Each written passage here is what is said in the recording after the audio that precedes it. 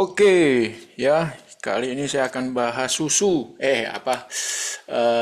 Emiten yang jualan susu ya.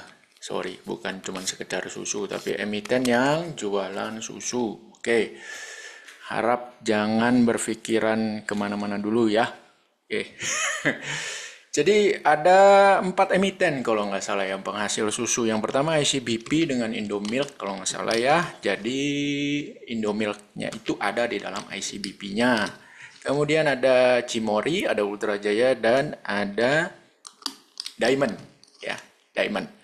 Nah, dari 4 itu yang Indomilk agak susah ya kita mau cek karena dia merupakan anak usaha dari ICBP, jadi kita nggak bisa lihat full LK-nya secara gamblang, itu agak susah. Kemudian yang kedua yang agak susah juga adalah Diamond karena ini sangat tidak liquid ya. Jadi kalau Anda lihat lembar saham yang ada di market itu sangat kecil sekali ya. Kalau kita lihat di sini yang masih dipegang oleh para pengendali ataupun pemegang saham utamanya ada 39 tambah 22 61 tambah 10 71 tambah 7 78 78 tambah 19 berarti 97% masih di tangan ya.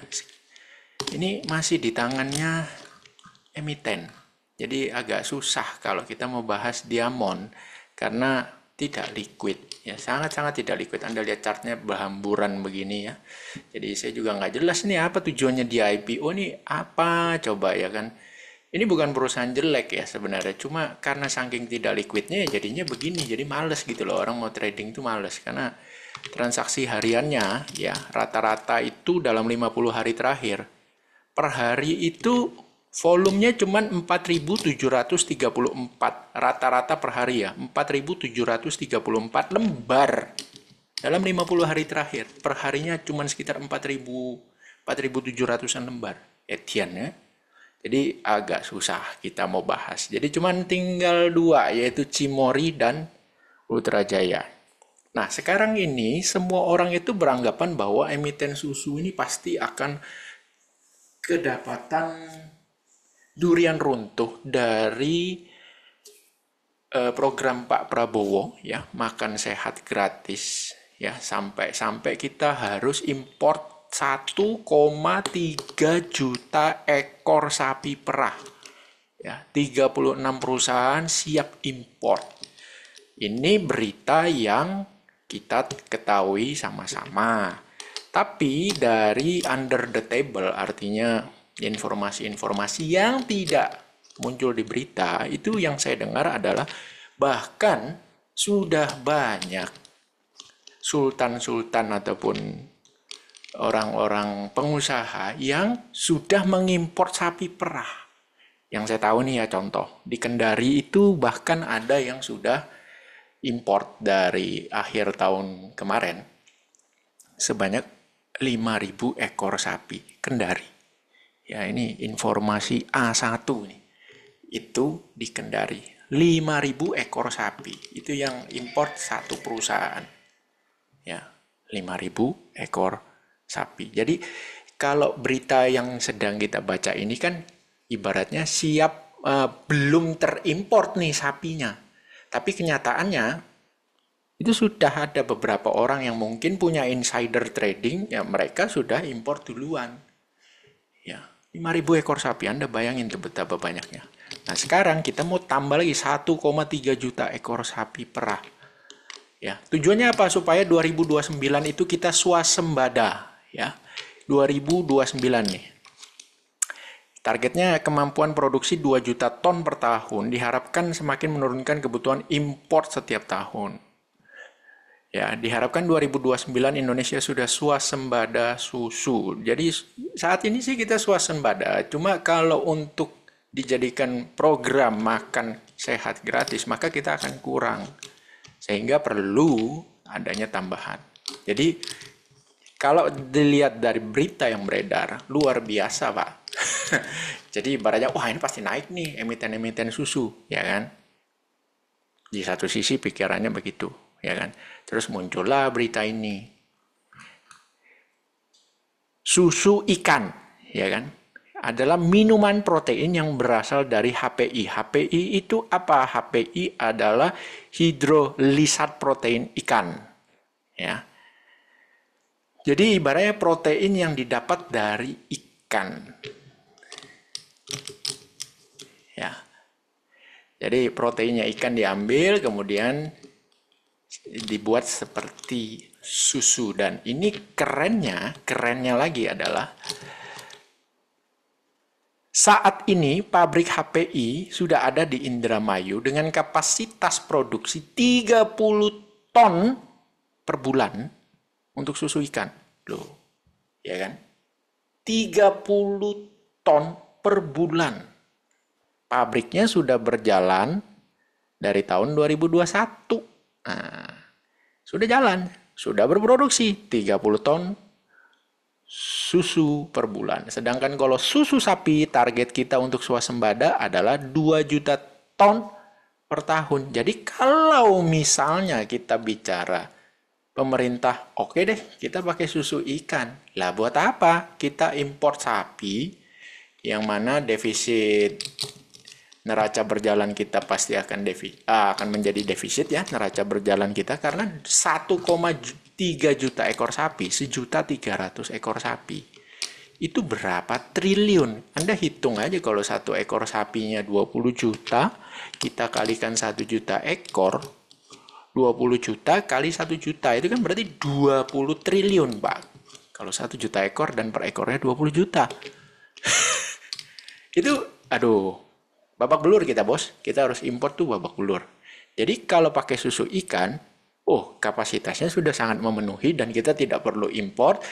Ini ada sudah, kita bisa memproduksinya sendiri. Nah, jadi jangan FOMO ya, seolah-olah, ini pasti naik nih emiten susu. Anda mesti hati-hati. Ya. Tapi kalau seandainya pemerintah memutuskan, enggak, kita pakai tetap susu sapi. Oke, berarti emiten susu pasti naik dong harganya. Belum tentu juga. Loh kok bisa? Oke. Logika sederhananya adalah, para emiten susu ini dapat susu dari mana? KUD dong. Mereka memang ada peternakan sendiri, tapi juga ada KUD. Ya kan? Jadi ketika pemerintah mengatakan, kita mau pakai susu sapi untuk makan sehat gratis. Ini kan sama seperti kita mau ada safety net kesehatan untuk para masyarakat, sehingga kita memutuskan untuk mendirikan BPJS Kesehatan. Di mana di dalam aturan tersebut dinyatakan bahwa seluruh rumah sakit wajib menerima pasien BPJS Kesehatan. Ngotiar nggak kowe? Preminya kan rendah tuh. Klaimnya kan rendah. Biaya berobatnya kan rendah. Rumah sakit wajib terima. Sama nih kalau susu. Setiap koperasi wajib memberi, misalnya nih ya, kalau ada aturan, wajib memberikan 50% kapasitas produksinya kepada pemerintah dalam mendukung program makan sehat gratis. Apa nggak modern? Supply chain perusahaan swasta akan terganggu karena mereka juga mengharapkan dari koperasi. Ya, walaupun tidak 100%, tapi kan otomatis supply chain akan terganggu.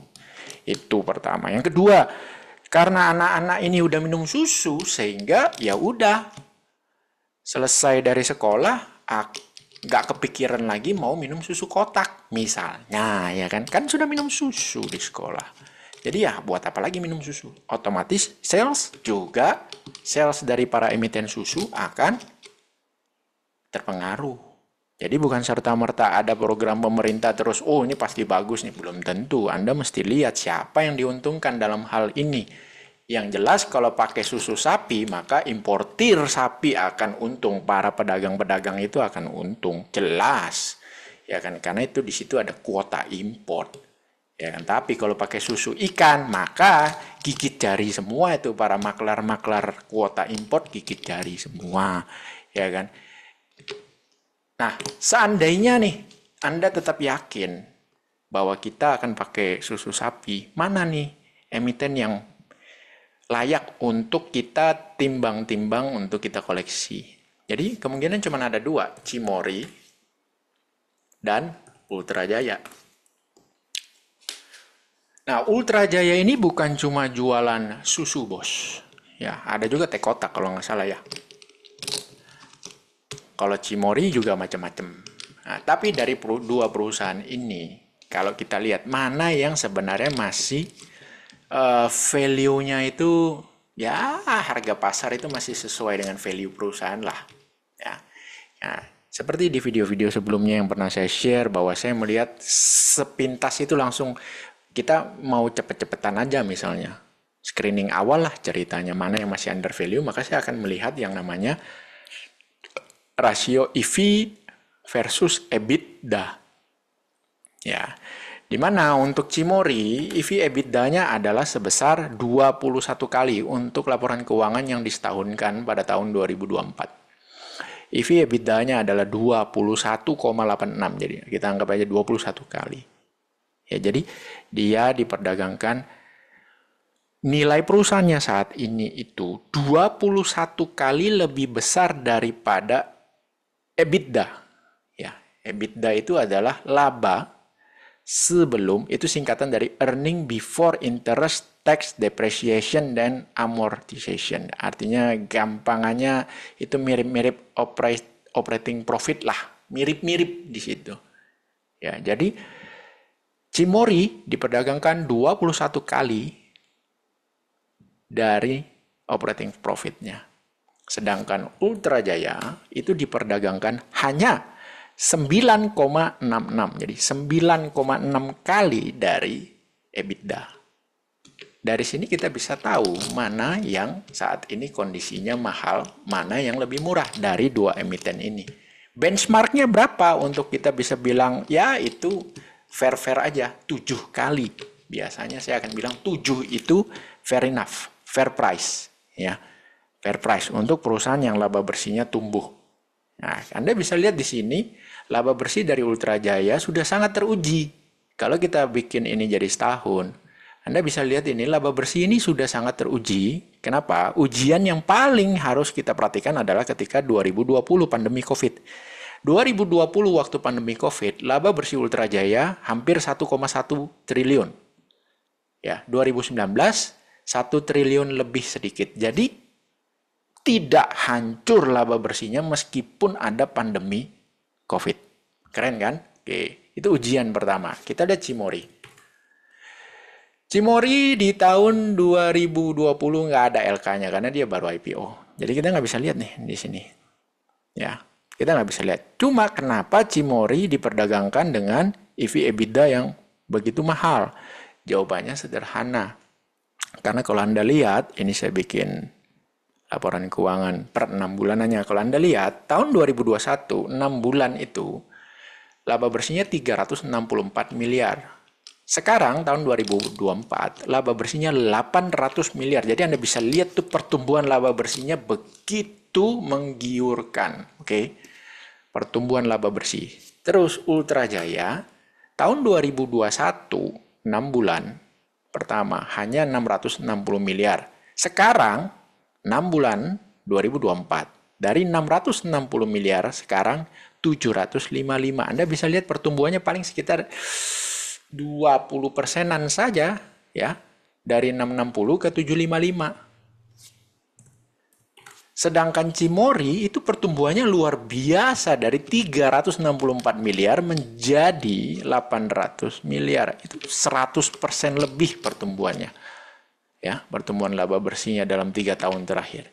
Jadi itulah kenapa Cimory saat ini diperdagangkan secara value itu jauh lebih mahal daripada Ultra Jaya. Itu.